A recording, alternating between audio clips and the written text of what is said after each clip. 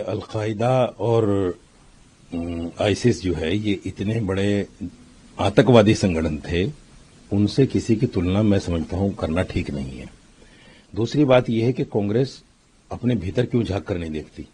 उसी के बड़े नेता आरएसएस की तारीफ कर रहे हैं, नरेंद्र मोदी जी के कार्यकाल की तारीफ कर रहे हैं, और उसी के नेता आरएसएस को और बीजेपी को बुरा कह रहे हैं। तो कांग्रेस के जो पतन का असल राज है वो उसके अंदर के लोग हैं। और राहुल जी ने भी कहा था, एक बार याद होगा सभी दर्शकों को, कि कांग्रेस के अंदर कच्छाधारी अभी भी हैं। तो ये जो कच्छाधारी हैं, राहुल जी को चाहिए इनको निकाल के बाहर फेंके, और किसी भी हिंदुस्तानी संगठन की जो संविधान के अधीन बना हुआ है उसको अलकायदा आईसिस से तुलना करना मैं समझता हूं गलत है। मोहन भागवत ने कहा है कि भारत हो या हिंदू राष्ट्र हो, दोनों एक ही बात है, और अब वक्त है और यही सही समय है कि हिंदुओं को एकजुट किया जाए। हिंदू एकजुट होंगे तभी देश आगे बढ़ पाएगा।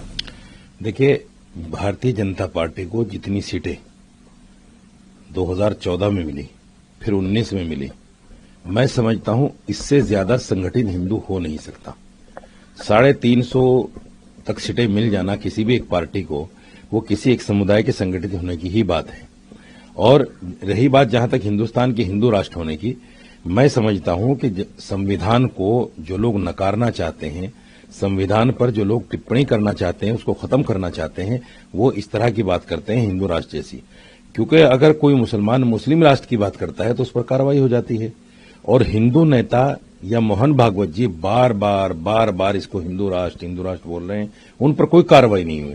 तो इसका मतलब यह है कि कहीं ना कहीं हमारी जो सरकार है वो दोहरे रवैये पर चलना चाहती है, जो नहीं होना चाहिए। क्योंकि ये देश जो है धर्मनिरपेक्ष है, यहां सबके राइट इक्वल हैं, हिंदू हो, मुसलमान हो, सिख हो, ईसाई हो। और मैं तो ये कहता हूं कि ये जो हिंदूवादी जितनी ऑर्गेनाइजेशन है, मुसलमानों को इनके बयानों से बिल्कुल डरने की जरूरत नहीं है। जब तक संविधान जिंदा है कोई किसी का कुछ नहीं बिगाड़ सकता। उन्होंने एक कैफे में घुसकर 2 मुस्लिम युवकों की पिटाई की है, उन पर लव जिहाद का आरोप लगाया गया है, और ये बात बताई जा रही है कि वो जिन महिला अपने दोस्तों के साथ वहां पर बर्थडे सेलिब्रेशन कर रहे थे, बर्थडे सेलिब्रेट करने पहुंचे थे, इसी बीच बजरंग दल के कुछ कार्यकर्ता कैफे में घुसे, तोड़फोड़ की और उन दोनों की पिटाई की गई। देखिए, बजरंग दल के कार्यकर्ताओं का जिस तरह से 25 अगस्त में ईसाइयों के चर्चों पर हमला करने की बातें सामने आई हैं, मैं समझता हूं कि ये ऑर्गेनाइजेशन अलकायदा, आईसिस और जितनी भी आतंकवादी तंजीमें हो सकती हैं, उन तमाम की तुलना अगर इनसे की जाए तो कोई गलत नहीं होगा। इसको तत्काल प्रभाव से बजरंग दल को खत्म करना चाहिए, क्योंकि इसकी वजह से 25 दिसंबर में जो ईसाइयों के साथ किया है बजरंग दल ने, उसकी वजह से पूरी दुनिया में हमारी जगहसाई हुई है। बल्कि यूके की पार्लियामेंट ने तो बाकायदा पार्लियामेंट में इसका जिक्र किया है। सरकार को चाहिए कि बजरंग दल जैसी तंजीम को, जो देश में नफरत फैलाना चाहती है, इसको बंद करना चाहिए।